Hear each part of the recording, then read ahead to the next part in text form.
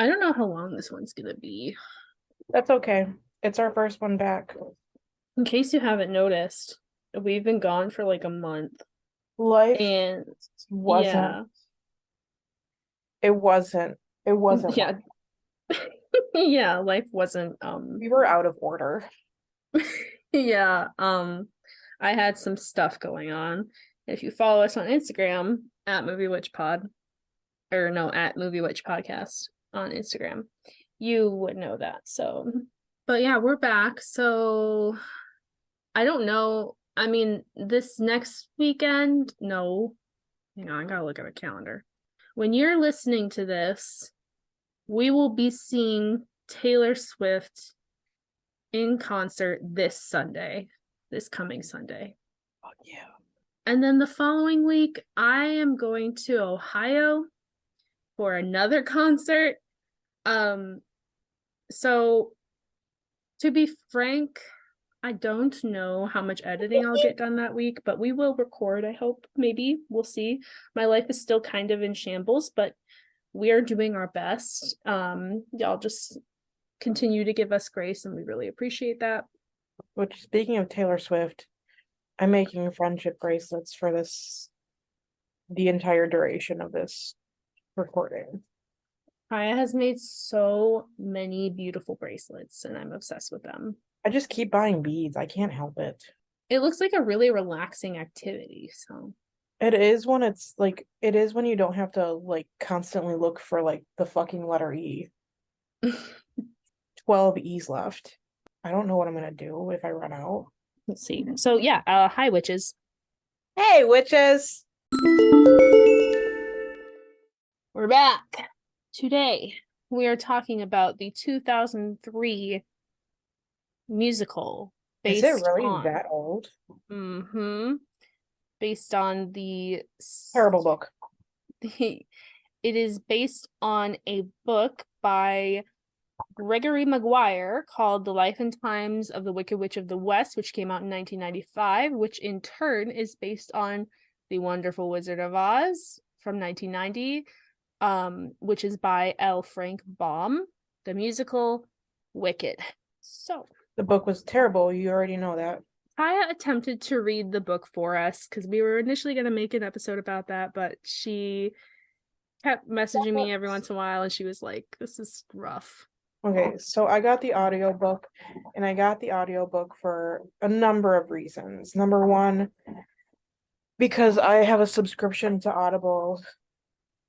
Number two, because I can listen to it while I'm at work, just, putzing around. And I can also, if necessary, speed up the process of getting through it. If it just was just awful to get through. And like I could speed it up. Usually it's at 1.0 speed. I could speed it up to anything like up to like 8.0 speed, I think, which is ridiculously fast, like Wow. Alvin and the Chipmunk fast. But I usually speed it up. This is all completely unnecessary information that y'all don't need to know. But I usually speed it up to like 1.5, 1.7, 1.8 or so. That way I can still hear what's going on and gather information, but it's not like Elphaba was born with green skin. Like Alpha was born with green skin. Anyway, it was just absolutely fucking terrible. And I hated it. There's a little bit of information about why I hated it in the stereotypical witch episode, but basically it just like, okay, so for those of you who don't know, I for work am on a diversity, equity, and inclusion board. And we have a company of about 5,000 people, I think. So being on that board, like I do important shit. I like to think. It's important to me to use inclusive language and proper language and um politically correct language. And this book did not have that. And it was very difficult to get through. I think I got about 8 hours into it, I think, of the 20 hours long that it is, which is about 30%. And it was not it. Is there any part of the book that you read that you think is relevant to the musical at all? Now, I haven't seen the musical. It's been a hot second since I've listened to it, which shame on me. That's my bad. But I can say I recently listened to the song For Good, which is like a smash hit. But I don't know what happens outside of lyrics Mm-hmm. in the musical. Okay. I don't know. Have you seen it? Yes. Okay. I don't know if they discuss how Elphaba and Glinda meet, and what their relationship is in the musical. But basically, it seems like Glinda was born to white people with green skin. Could not tell you why. Was not that interested in why. Wait, Glinda has green skin in the Oh book? shit, no, it's Oh, Elphaba. I'm oh, sorry. okay, My okay. I bad. just wanted to be sure. I didn't read the book. Elphaba was born to white parents with green skin, and I think somebody was like, it's because she cheated on you. So I think somebody said that to her dad. Which I think is ridiculous. I don't know if that's accurate. Um, but like it was so terrible and she got made fun of all the fucking time. And apparently Alphaba was born intersex, but that's not the term that they used. I didn't know she was intersex in the book. Oh, I'm well very sad they didn't use the right word for it. yeah, they used like the ancient Greek term. Oh, the H word? The H word. Ugh. Okay. Yeah. And wait, I think I mentioned this in the other episode, but when you listen to the sample of the audiobook, they use that sentence with that word in the sample. So you were just minding your business, listening to the audiobook, and then all of a sudden it was like, bam, like H word. And you were like, whoa. Yeah. Ugh. Yeah. And I was Gross. just but like I knew it was coming because it was in the fucking sample and I listened to the sample, Yeah. but I was just like this like I hope this is just a one-off thing and it really I I couldn't get past it honestly. Well, when I was reading, I had jury duty, guys. Don't recommend it. Uh, I was looking up things about the musical, and where's my note that I wrote about this? So the music and lyrics are by Stephen Schwartz, and it said the book for the musical was by Winnie Holtzman. Did I write that right? Holtzman? By book they mean the parts of the musical that are not lyrics. Right, like the Oh, plot, dialogue. the script, yeah. And I had never heard that before, so I was like, oh. And people have been wanting a Wicked movie for ages before like this whole thing that's going to happen soon with Ariana Grande and Jeff Goldblum and whoever is going to happen. But before that, people have been wanting it for ages. And Schwartz discovered the life and times of the Wicked Witch in the West on vacation. And he wanted to make a musical immediately, but McGuire, the author of the book, Oh. had signed the rights over to Universal so they could make a movie. And this was back in 1998. But Schwartz pleaded with them, and Universal producer Mark Platt was like, okay. And so he like was signed on as a producer for the musical. And so Mark Platt, Winnie Holzman, and Stephen Schwartz all worked together to quote unquote make an original stage piece rather than a strict adaptation of Maguire's work. So like I kind of felt bad that you read it in the first place. Yeah. I mean, I know I think you had said that you wanted to read it before all this anyhow, right? It was on my to be read, Okay. but now it's on my DNF. Yeah.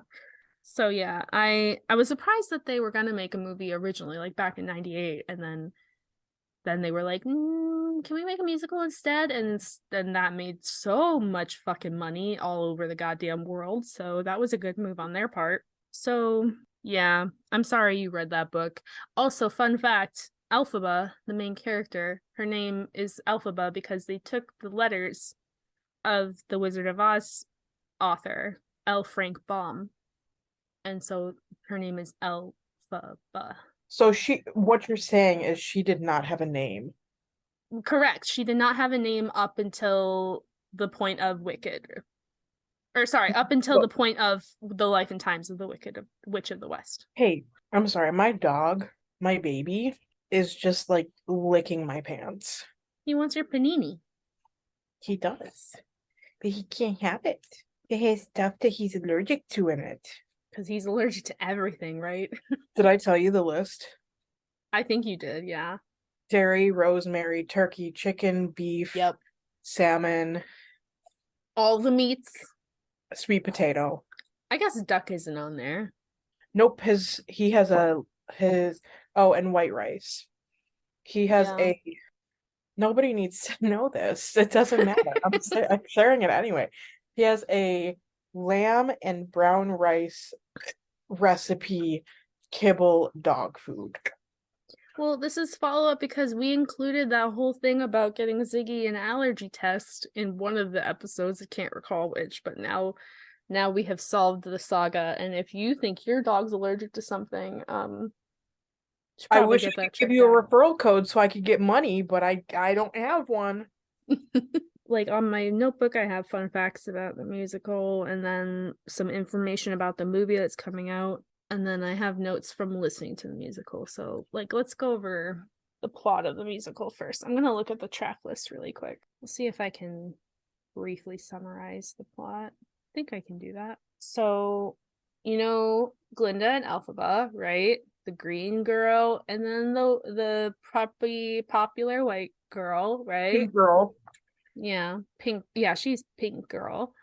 The musical opens up with the Oz celebrating that the Wicked Witch of the West is dead, and then Glinda shows up, and everyone loves Glinda. It somehow turns into like them asking Glinda, "Was it true that you were friends with the Wicked Witch of the West?" And she was like, "Well, I don't know if I call us friends," which is like so fucked up. And They she's were like, "But besties. yeah, they were I'm not gonna call them girlfriends, but like whatever." I headcanon both of them as bisexual, and I stand by that. Where was I going with this? Oh yeah. She said they were classmates, and so it flashes back to their school days and then like set mostly in their school, which is Shiz. It's called Shiz, Old Shiz. That's okay. Yeah, the song from it that's like a minute 30. They're singing like the what is it called? The alma mater or whatever. It's called Dear Old Shiz. I mean, they got to do them. Elphaba and her sister Nessa, who is her younger. I'm actually not sure if she's her younger sister. Doesn't make no. Her mom died in childbirth. She Not in has the a book that sister, and happened. her sister's in a wheelchair. So her and Nessa are going to Shiz, and Elphaba gets roomed with Linda, and they hate each other. And in the background, there's some shit going down at Oz where some of the animals are like losing their ability to speak. And I'm gonna say it. what? Animals don't need to speak. Well, there's a song called Something Bad, and there's a professor, or no, Dr. Dillamond, and he's like a goat or a sheep or something. And he's the one who's telling Alphaba about this. And they're like, "Oh, well, we have a wizard. Like that's what we have a wizard for. He'll fix it." And then he doesn't. So, spoiler alert, the wizard doesn't do shit. He'll fix it. Okay, whatever. So yeah, something's happening with the animals, and Alphaba is like low key an animal rights activist, I guess. That's kind of her thing. Then like back to the school setting, again, Elphaba and Glinda are roomies and they don't like each other. And then all of a sudden, this guy transfers into school, Fiero. And Fiero is hot shit. And he's telling everybody, stop working on shit that you're supposed to work on and just go party. So he's like a frat boy. Kinda. Yeah. I don't know. They never mention like sororities or fraternities in this Okay. musical. Okay, let's go with he's a jock dude. Yeah. But he totally would be a frat boy, and Glinda would totally be in a sorority if there was any. To clear the record, there's nothing wrong with being a frat boy or in a sorority. Right. I have issues with like hazing and shit like that, but there's Yes. nothing wrong with being in a sorority or a fraternity. Yes. Just putting that out there. Yeah, don't get it twisted. We're not shitting on Like sororities and fraternities are great ways to network and shit like that. exactly. And it's a great way to meet lifelong friends. Like I was never involved in them. Like, am I, big on like the hazing? No. No. I can't believe people would do that. You have to It, pay to be in them as well. I don't like that either. Yeah. Like if you can't pay your dues to be in it, then like you can't stay in the sorority or the fraternity. Well, I don't know how fraternities work, but I'm assuming it's the same thing. But I stand by what I said. I think Glinda would be in a sorority. Oh, absolutely. So yeah, Fiyero has a song which always gets stuck in my head. I always end up singing this one in the shower out of all the Wicked songs. I don't know why. Which one? Which one? Dancing Through Life. Oh, I love that one. And it's kind of long. That Also, I will say, that one was my first favorite. really good taste. Yes. I will say that the expositional songs, the ones that are like more than 5-6 minutes, so like No More's the Wicked, Dancing Through Life, they are like really good expositional songs because I don't feel like with other musical expositional songs, I'm not at any point like, okay, get on with it. Like, can we move on? Like it's active storytelling and it's good music and I like it a lot. Also in Dancing Through Life, we see a side of Glinda where like, everyone loves her. It's very evident from other songs and also this one. There's this one guy, Bach, a munchkin. Yes. And he's like, Glinda, I'll be waiting at the ballroom all night to dance with you. And she's like, oh, that's so nice. But what would be even nicer is if you took Nessa to the ball instead. This is kind of what triggers Nessa to fall in love with Bach because he's about to tell her, I took you to the ball because Glinda wanted me to. But then she's like, oh, you took me because I'm in this chair. He's like, no, no, no, no, no. And then he says, because you're so beautiful. And then like she falls face first in love with him. They end up like getting married or something. He doesn't seem very happy in the marriage. That's a bummer. Yeah, and he gets turned into A toad. a Tin Man, I think. He gets turned What? into the Tin Man. Wait, I got it. the Tin Man? Yeah, so like, yeah, he turns into the Tin Man because Bach is I don't remember what happens to him. But Elphaba needs to save his life, and in a desperate attempt to save Bach's life, Elphaba turns Bach into the Tin Woodman. I don't like that they call him a Tin Woodman. Yeah, I don't know. I don't like that either. I get like wood because he chops wood, but people say woodman and I think of the grocery store. Okay, let me read what it says on the Wikipedia. Nessa eventually becomes the governor of Munchkin Land. She uses her power to enslave Bach as her personal servant. So they are not married. What the when fuck? when Bach confesses his love for Glinda, Nessa it keeps saying Nessa Rose, but I'm just gonna keep calling her Nessa because that's what Elphaba calls her. Nessa becomes extremely angry with him. At that point, Nessa casts a spell on him from Elphaba's spell book, Oh but my God. mispronounces it. This causes Bach's heart to shrink until it is completely gone. In a desperate attempt to save Bach's life, Elphaba turns Bach into the Tin Man. Unlike in the novel, Bach plays a considerably condensed role in the stage production. And there's lyrics in March of the Witch Hunters. We enslaved him? Mm-hmm. Kyla, what the fuck is this? Is that in Okay. the musical? No, it's in the musical. That she enslaves him? Yeah, well, you don't see a whole lot of it, but yeah. So there's the song Yeah. called March of the Witch Hunters, and they're kind of talking. This is later in the musical. I'm kind of getting ahead of myself. But they're all like, let's go fuck Elphaba up, let's kill the witch. Bach has a little verse in it. He says, "It's due to her I'm made of tin. Her spell made this occur. So for once I'm glad I'm heartless. I'll be heartless killing her." And the lion also has a grievance to repay. If she let him fight his own battles when he was young, he wouldn't be a coward today. Don't know Okay, how the lion plays into this, but they're like, also, first hey, Wizard of Oz. first of all, it's not Elphaba's fault that he's a Tin Man. It's Nessa's fault. Yeah. Well, no, yeah. She tried to save his life. Yeah, but he doesn't care. And oh, that's gonna make something else juicy since you haven't seen the musical. Um, so right, so this is way in the future. Obviously, this is just, dance. Bach is like telling Nessa, you're beautiful, and Nessa's like, okay, I'm in love with him. Great. And she stays on that path. Elphaba gets feelings for Fiyero, but Fiyero and Oh Glinda God. are very infatuated with each other. But Elphaba and Fiyero do have like this little moment in like class or something. So there's like something there, but like she's sad because she's like, that's never gonna happen for me. I'm green. Yeah, you told me they had something maybe going on there.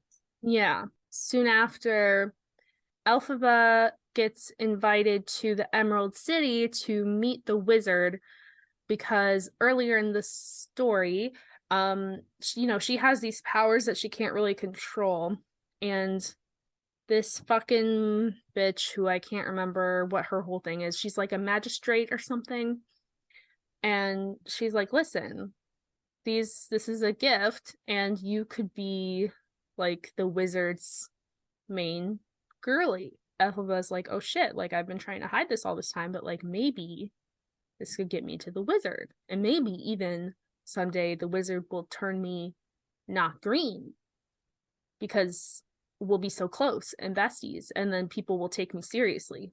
And my dad won't be ashamed of me, and Nessa won't be ashamed of me, and I'll have all the friends, and everyone will love me. She gets invited to Emerald City, and she takes Glinda with her, and then they become very, very close because now she has had the popular song, which was like the little makeover song, and now they had this little trip to Emerald City together, so it's like a girls' day. And this is the first time that they call each other best friends. So it's a very quick progression of a friendship. I am missing some spots here in my memory, but there's a song called A Sentimental Man, which is sung by the wizard. And he's talking about how he likes to treat all the citizens of Oz as his children. But the Gross. twist is, Kaya, that the wizard is Elphaba's dad. We were saying how they told Elphaba's dad that his wife cheated on him and had Elphaba, and that's why she's green. In the song earlier in the movie, like when Glinda's giving the exposition in the very first song, she's like, families have their secrets. And then the husband goes out of town. Wait, And wait, wait a second. Hold on. Quick question. mm-hmm, Is the wizard the the man that her mother was married to? no, So she did cheat on her husband. yes. And the So that reason she's could be green, why she's green. well, the wizard is white. But he the lyrics are like, have another drink, my dark-eyed beauty, blah blah blah, I'm leaving soon. Um, have another drink, a green elixir, and we'll have ourselves a little mixer. Maybe I just have a dark mind, but I've always inferred it to be that she was roofied.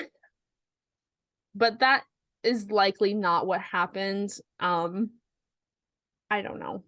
I, I have feelings. What feelings are you having? Anger. Why? Why? Why? Which part? Why which part?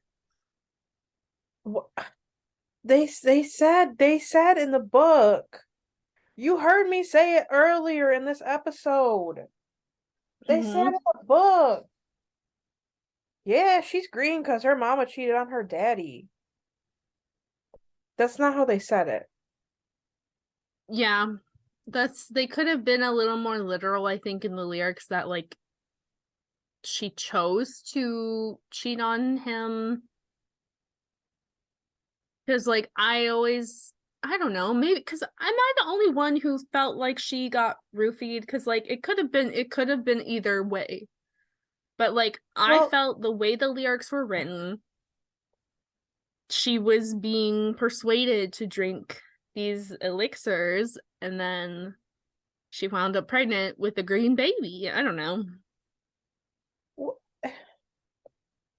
now I feel like I need to listen to this stupid book. Well, I don't know. Well, because again, remember that this musical is an original stage piece rather than a strict adaptation. So, I mean, the Right, book but might they not even give you mentioned anything. like I thought they were just being fucking stupid in the book. Like I thought they were just fucking around, saying that, her mom cheated on her dad.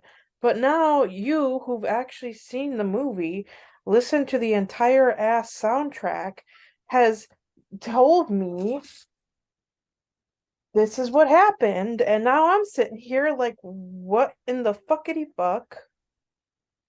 Well, it very well could be that they added that, like, those couple lines to explain why she's green. I don't know. Maybe Because, it's just magic because you're not supposed to be unfaithful to your partner. mm, That's that would what be a I, good metaphor. that's how I read it or like understood it. Like she's green because of magic, because this one doesn't even have a fucking hole on it. Son of a Oh, bitch. man. Um, she's green because her mom was naughty and magic played a part, and so she's green because magic. I'm wondering what they'll do in the movie. We'll have to see. So, after the song about how he's like, I'm a sentimental man, blah, blah, blah, all of Oz are my children, he does not tell Elphaba that he is her dad, by the way. Does he know? I, you know, I don't know. I don't think he does. Hold on. I'm gonna see. I'm sure this is on Wikipedia. Does Wikipedia or Wikipedia? Wikipedia. He does Okay, not know that he is Elphaba's father. And I he want you to was look at. mad and upset when he found out that he was.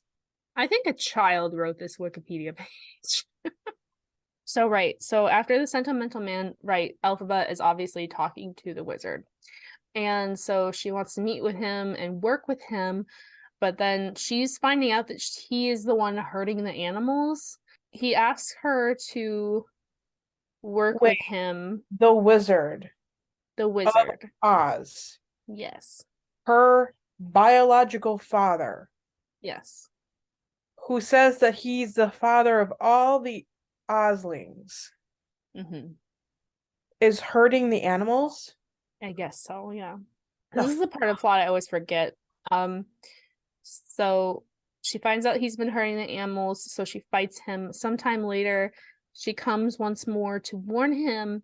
He asks her to work for him, and she agrees as long as he lets the flying monkeys be free. So he does. And they agree to work with each other, but Elphaba sees that he did not help Dr. Dillamond, the one from the song earlier, and she leaves. This is when we have like this song with Glinda and Elphaba, I believe, defying gravity, where Glinda's like, why couldn't you just stay calm for once instead of flying off the handle? You know, you just threw away all of the stuff you've ever worked for, and now you're never going to be able to work for the wizard. And Elphaba's like, fuck that guy. I don't even want to work for him anymore. Then we have the iconic song Defying Gravity happen. It is iconic. And it leads into Thank Goodness, which is also like such an underrated song, because after Defying Gravity, Elphaba flees. It cuts to Glinda and Fiyero being engaged, and they're having like a little engagement party with all the little like Aussians and Munchkins and everything. But like people are still kind of like bitching about Elphaba, and Fiyero's like, "Are you listening to this shit? Like, this is such bullshit." And so he storms off. Because again, like, he kind of has feelings for Elphaba. And I mean, Glinda's also kind of upset that they're saying all this shit about Elphaba as well. That song and I'm Not That Girl buff me up. They're very good songs. This musical is not what I expected it to be at all. That's all I have to say. Then we get another Wizard song called Wonderful, which I'm so fucking excited to hear Jeff Goldblum sing. And if you're listening to me say Jeff Goldblum and you don't know what? Is the wizard a bad guy or a good guy? Or is he an anti-hero? He's not an anti-hero. He's a bad guy? Daddy Jeff plays a bad guy? Yeah. Kai is very distressed. I understand. Also, if you don't know what we're talking about with Jeff Goldblum, like, we'll get to that later. We're talking about the movie. Tony was wondering why in the hell I shouted Daddy Jeff. Did you tell him? I will explain to him later. Oh, okay. So yeah, he sings the song Wonderful, and he's kind of explaining how he got there and like trying to coax Elphaba into working with him again. You know, he's like, they call me Wonderful and they might call you Wonderful. And fucking knucklehead. And she's like, that does sound pretty wonderful. And it's a bop. It's a bop. But she obviously doesn't go for that. So we have an I'm Not That Girl reprise or reprise, however you want to pronounce it, from Glinda, because Elphaba or Fiyero leaves her for Elphaba. Fuck. What? This is not what I expected it to be. Well, she's accepting of it because like they're both her friends, and like she knows that like he loves her, and so that's where he should be. My ideal outcome is that they are a throuple. But alas. Oh my god, you're going to be so shocked in a minute. Okay, so then they have this very spicy song called As Long As You're Mine. Okay. It's Elphaba and Fiyero singing to each other, and when I was watching the musical, I very vividly remember them like the whole time they're singing this song, they're like very closely embracing each other, and I'm just imagining them like loudly singing into each other's faces. That must be very distressing and like overstimulating for someone, at least like me, that's like maybe neurospicy. I love that term. I know, I found out about it a couple days ago. Oh, I've been using it for a couple weeks. I found out about it because of Etsy. They're like, do you want some neurospicy stickers? I was like, yes, please. But yeah, they're basically singing like, hey, like everything's gone to shit, but as long as we have each other, we're good. But it's also very like a very sensual song.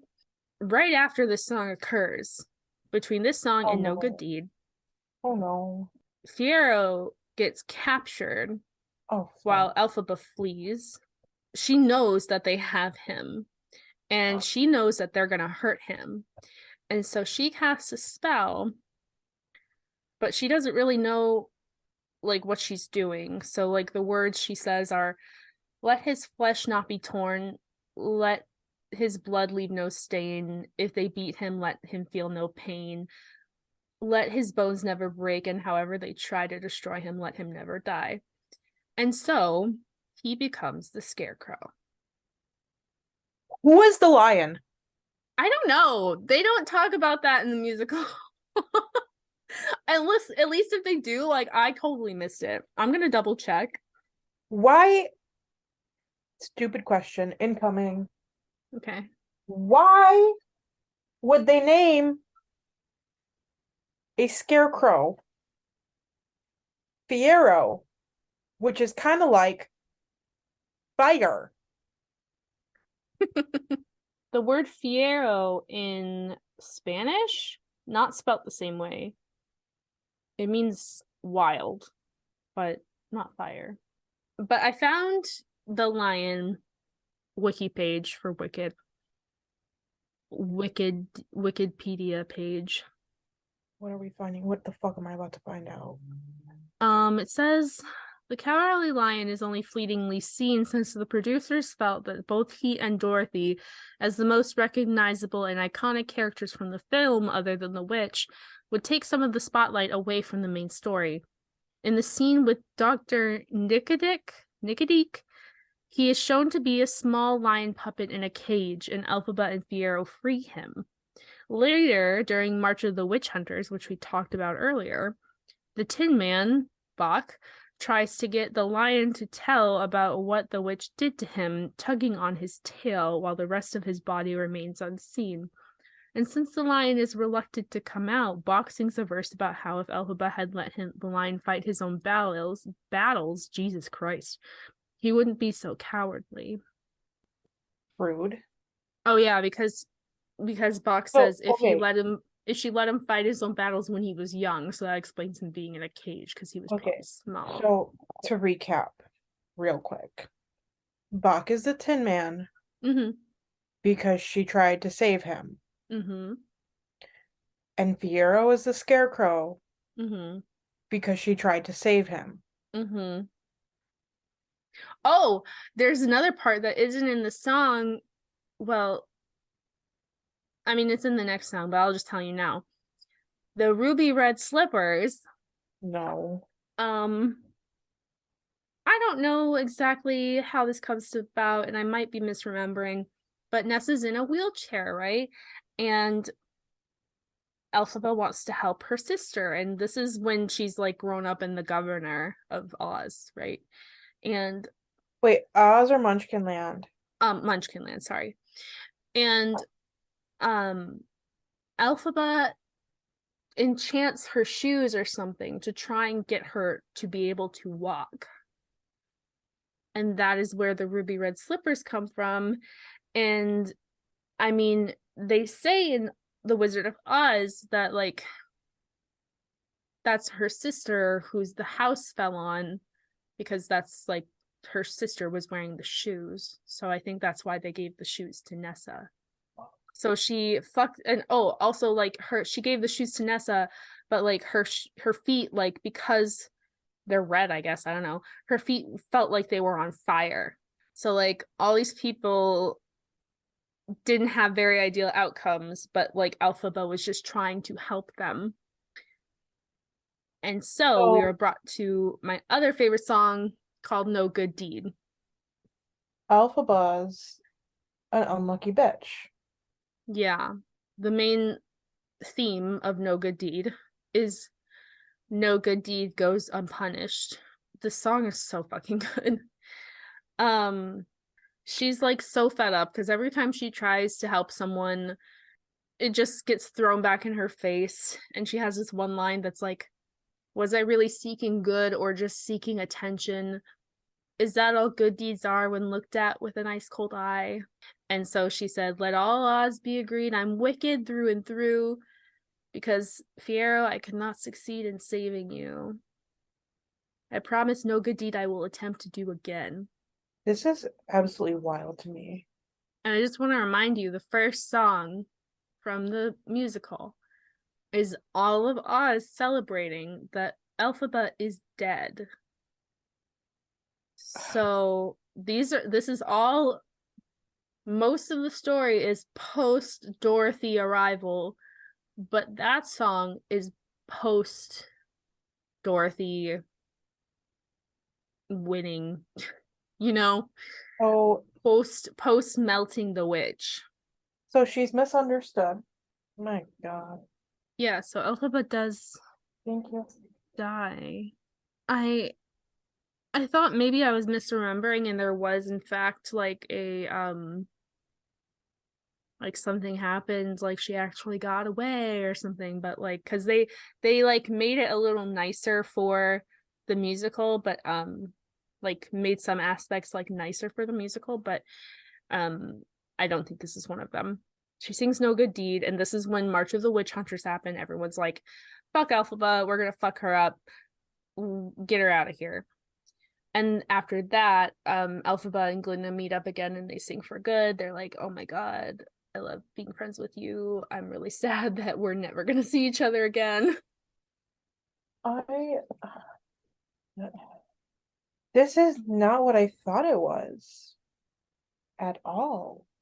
And then after For Good, we have the finale. What happens in the finale?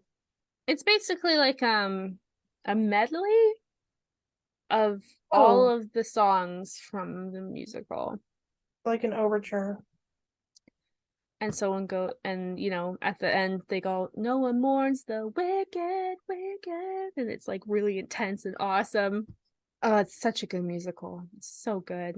So Elphaba's like the town laughing stock. To put it lightly, like they literally go on a witch hunt. Jesus. Yeah. This is Then not what I expected it to be at all. Dorothy does in fact kill her, as we don't see that in the musical though. We just kind of infer that she flies off and she's never to be seen again. If you were to know nothing else about anything in the Wizard of Oz universe, you would just assume she flies off and goes and fucks off with Fiero or something, the Scarecrow. But we know like she does in fact die, because they were singing about how she was dead at the beginning of the musical. So I cannot believe this musical. yeah. Um oh yeah. And okay, so I wrote some other notes from listening to the musical. So something that I wrote, that I think The Wizard and I is an underrated song. And something she foreshadows in that song is like, I just had a vision, almost like a prophecy. There'll be a celebration throughout Oz that's all to do with me, but it's Oh because she's no! dead. And that line comes back when the wizard is singing Wonderful. He's like, there'll be a celebration all throughout Oz, all to do with you. That's terrible. Yeah. And yeah, I still think Glinda and Elphaba are bisexual, but that's just my gay agenda. Oh my God. I wrote in my notes a quote from the song, What Is This Feeling? The quote is, there's a strange exhilaration in such total detestation. It's so pure, so strong.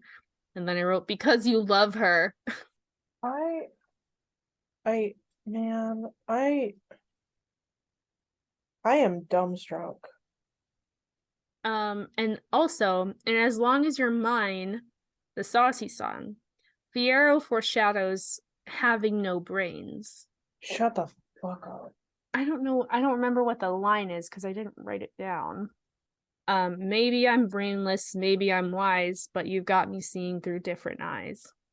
I This is unbelievable to me. So yeah, it's an amazing musical. If you ever get the opportunity to see it, and you don't have a stick up your ass because you're not a critic, go see it. Well, I'll probably see the movie when the movie comes out. The film adaptation will actually be in two parts. So the first part is set to release November 27th of 2024, which is next year, as of recording this. And the second part is supposed to be released a year later, so in 2025. It's two parts? Yep. And I wrote down, no, the fuck I didn't, but I was reading that the director, John M. Chu, was saying that like they were trying to fit it into one movie, but like they just couldn't do it without cutting a bunch of stuff, and they really didn't want to like chop up, like they wanted to do it justice basically, and so they're like, well, I guess we got to do two parts. So, and they're adding a new song. Okay. And also, they cast an actual wheelchair assisted actor to play Nessa. Her Good. name is Marissa Bode, and I thought that was really cool. So yeah, the director, he has done Crazy Rich Asians, The Great Gatsby, and In the Heights, of which I have only seen one of those movies, but I'm sure they're all great. I saw The Great Gatsby in theaters by myself with a pint of ice cream. Oh my god, you got ice cream? I snuck it in. What kind of ice cream was it? Do you remember?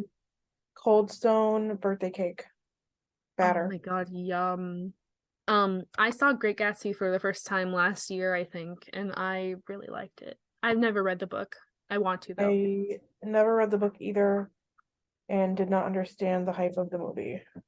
Well, I'm glad I watched it when I did because like I didn't like it wasn't tainted by the hype for me, you know? I mean, I guess there wasn't really a hype around the movie, more so the book. Well, the book, I mean, a bunch of people had to read it in like AP Lit in high school. Never had to read it. Yeah, me neither. I went to just go see it to see it. Yeah, same. And I really liked the love I liked the love story between Gatsby and Daisy, but I also thought it was weird. I was conflicted. I thought it was sweet, but I also thought it was weird. I only remember like a car crash and a green light. I'm trying to think of it right now, and all I can remember is how Gatsby dies. But this isn't a Great Gatsby podcast. This is a witch Um, podcast. yeah. um, so in the movie, the person playing Alphaba is Cynthia Erivo, and she has a large handful of TV film credits. The only one I know is the Blue Fairy in the Guillermo del Toro version of Pinocchio. But she has tons of Broadway credits, so I'm really excited to see her. That's neat. And Glinda is being played by Ariana Grande, and I know a lot of people are conflicted about that. I have a feeling that the main reason she got the part is because of the song that she did with Mika, the popular song. I mean, I don't that song came out so long ago and it doesn't show like her range in it, so I don't know. I mean, I feel like she got it because of that song. I mean, I'm not saying she can't sing or anything, but I feel like she got it because of that song. I don't know. She's one of my problematic faves, I won't lie. And I I am excited to see what she does with it. I don't think for me, like nothing's gonna beat Kristen Chenoweth. So, and like, I just want to be clear, I didn't see the original Broadway cast when I went to see the musical because on account of the fact that I was 6 years old when this Broadway play debuted. I can't believe it's that old. Yeah, I have I have a fun fact about that as well. On April 11th, 2023, with its 7,486th performance, it surpassed Cats as Broadway's longest running show. Holy shit. I know. And I think it's also like one of the most like the oh my god, one of the highest earning ones, but I think Phantom of the Opera has it beat. And then the last fun fact I have is that the role of Glinda was written, like her traits and personality were written for Kristen Chenoweth. Like for her. That. Yeah. They originally wanted someone else to play Elphaba, but she didn't like she wasn't a very big name and they wanted a big name to play Elphaba, so they got Idina Menzel because she just came off of her fame from Rent. So Oh, she was and on then yeah, the original person that they wanted to play Elphaba later played her in like later productions of it. So I mean, that's still cool. yeah. When I was deep in my choir life, Glinda was like my dream role, but I did not and continue to not have the range. I've never had that range. You know what? Glinda's a good character, I think. I like her a lot, and I really like all of her solos, and like, I don't know, I think she's complex and I like her a lot. I think Elphaba is much more suited for my range though, but that's all the notes I got. Um I was that was fun being able to tell you all the shit that happens in the musical. I And didn't you know were that. absolutely fucking floored by it. I knew you hadn't seen it, but I didn't know like how much of the plot you weren't aware of. I was not aware of any of it. So, what do we think? What do we I feel like I need to fucking read the actual book now. but like, well, I mean, if you're curious about all the differences, yes. But if you're just curious about the plot of the musical, I would consider finding a copy to watch, like with your eyes and ears, with your like specifically also your eyes, do you know what I mean? Instead of just listening to the soundtrack. You mean a bootleg copy? No, I would never suggest that because that's illegal. I'm definitely not going to send you some places to find such a thing, or I will definitely not search out such a thing myself because I'm also interested in watching it because Andrew hasn't seen it either. So, Has Andrew seen Tusk? yes, he's the one who made me watch Tusk. We're both very into horror movies, and unfortunately, he was like, "Hey, You wanna watch this let's one? watch this one." It's a I good was one. like, "Okay, you've seen it yet?" Nope. Okay, patrons, someday it's coming. I Yeah. just had the idea that like we watch it after the Taylor Swift concert. That's not a good idea. Yeah, Andrew, he is very into musicals as I am, but he's never really like gave Wicked a good listen because he's like very I don't know, repelled by things that are popular. And when we were in high school, like our age folks were in high school, Wicked was very popular. So And you were like, you don't like things that are popular? Listen to this song called Popular. he also fucking Andrew, if you're listening to this, I'm calling you out. I know you're not, but if you do, he won't watch Phantom of the Opera with me. Oh, that one gives me hunky dory vibes. What do you mean hunky dory? That's a good thing. It sounds like No, you're not I meaning it don't in a mean good it in a way. good way. I don't mean it in a good way. Well, that's a good adjective. So, like, what do you mean? It gives me it gives me weird vibes. Oh, like the Phantom, like is really hot, like physically, but he's also an incel. That's yeah. But Yep.